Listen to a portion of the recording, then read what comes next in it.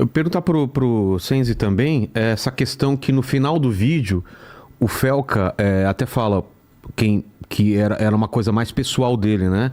Que ele tá movendo processo contra. Aqui tá 233 pessoas, eu acho. Por que aconteceu isso? Você pode explicar um pouco pra gente, João? É importante, Vilela, você ter tocado nessa questão, né? Essa questão, ela é o seguinte: o Felca, quando ele estava preparando esse vídeo, né, fazendo os estudos, né, e eu sou testemunha disso, porque eu estava lá, né, ele seguiu diversos perfis para fazer esse monitoramento, né? São perfis abertos, perfis públicos, inclusive alguns com milhares de seguidores, né? Tem perfil ali com 200, 300 mil seguidores, né? Aí o que aconteceu? Uma pessoa lá no Twitter, de perfil, o nome era Na Clara, né? Chegou a postar no Twitter a seguinte questão, né? Porque o Felca segue uma menor de idade e curte vários conteúdos de menor que se sexualizam, né? E isso, né, sabe, a gente isso sabe, antes dele lançar o vídeo, só para deixar claro, né? antes de ele lançar o vídeo. Tá. Isso uns 8 meses, 10 meses mais ou menos, tá? Tá.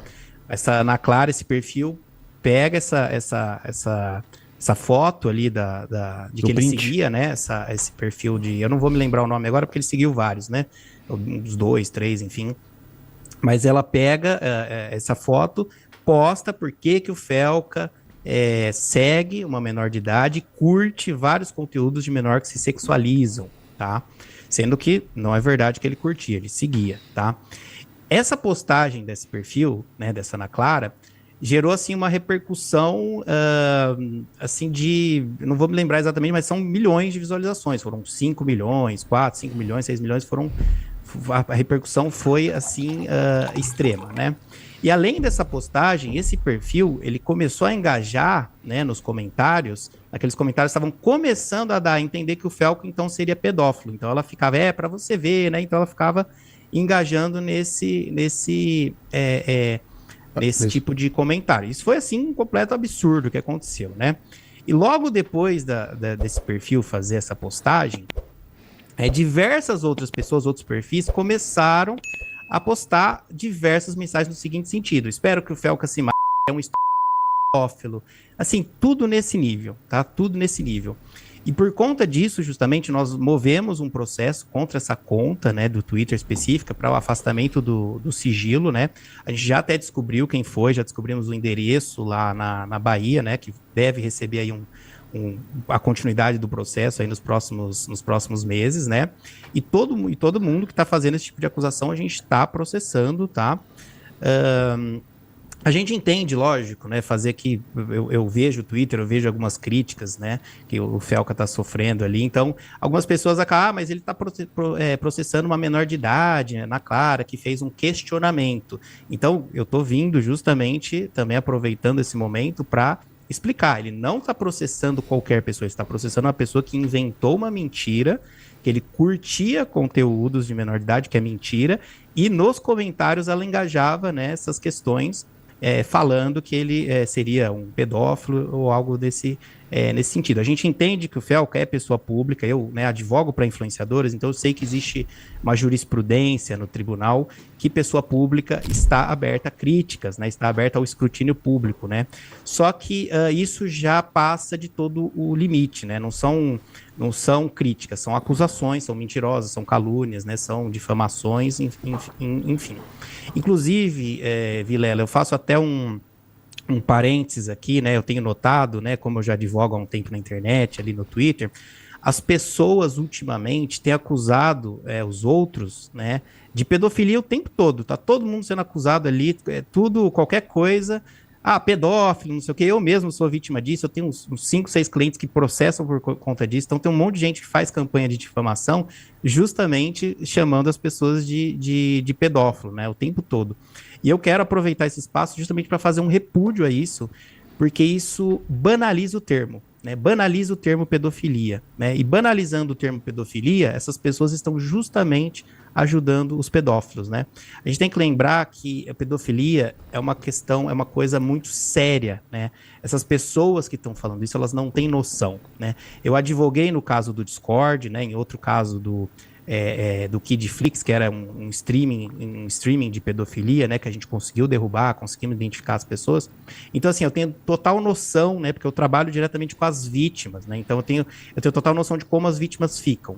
Então, quando você usa isso para chamar alguém, para xingar, difamar, enfim, eu acho isso algo, assim, muito sério. A gente tem que aproveitar esse espaço para também falar sobre isso, né, para as pessoas não banalizarem o termo. Então, ele está processando por conta disso, né, 233 pessoas, né, que se engajaram numa campanha de difamação, dizendo que ele estupra crianças, até eu agora estou sendo envolvido também, estou colocando meu nome no meio. Então, assim, esse é o motivo do processo. É importante a gente esclarecer que não tem nada de anormal em a gente buscar o direito que é dele.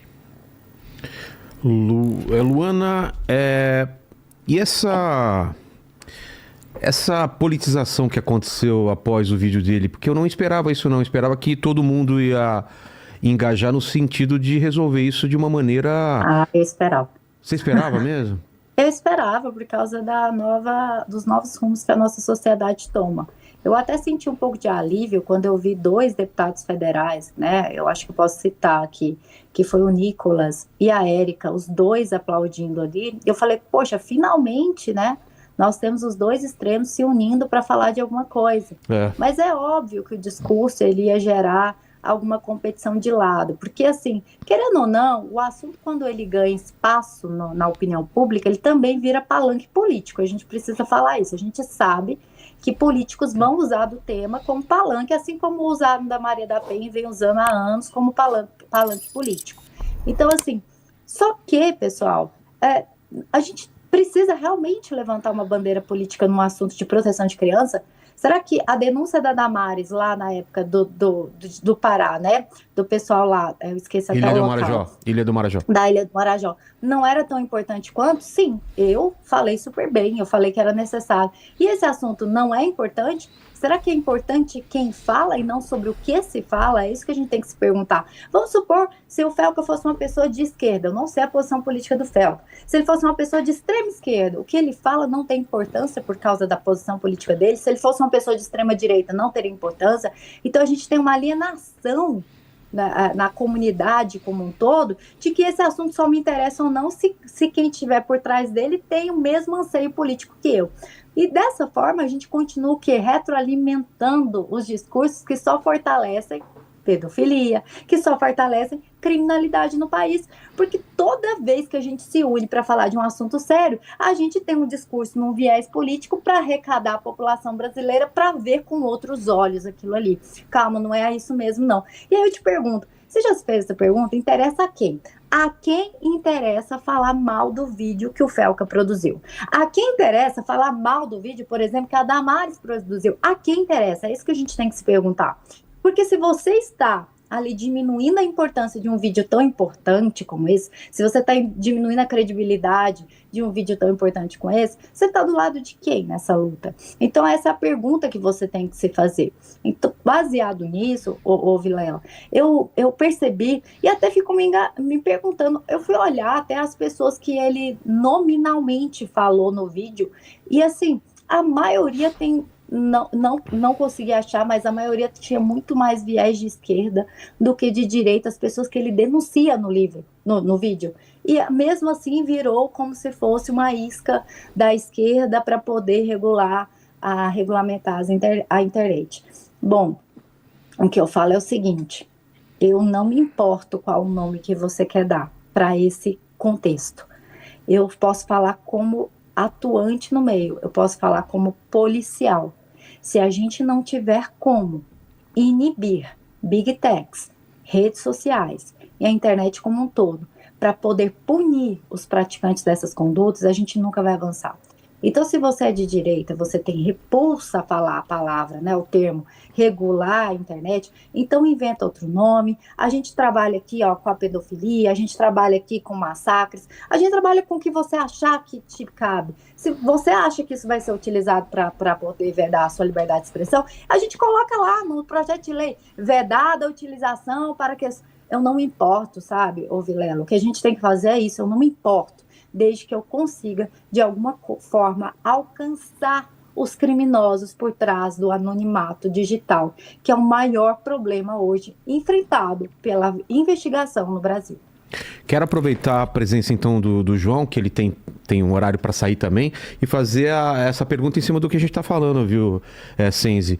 Que eu tenho visto muitas pessoas falando sobre a regulamentação das redes sociais e com base principalmente usando o vídeo que o Felca fez. O que você tem para falar para a gente sobre isso? Porque eu achei injusto, porque não era o intuito do vídeo e não é, né? Mas eu quero saber de você que está do lado dele, está conversando com ele, passou todo esse processo dessa feitura do vídeo, que foram meses, né? E aconselhando ele também juridicamente. O que você tem para falar sobre isso?